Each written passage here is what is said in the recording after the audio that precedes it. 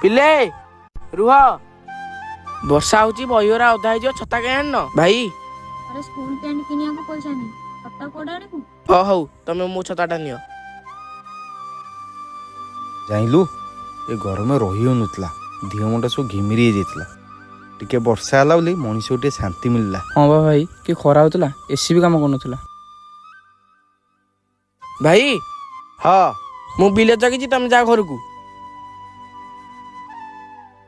ଆରେ ବର୍ଷା ଆଇଲାଣି, ଛତାଟା ଆଣିଲୁନୁ।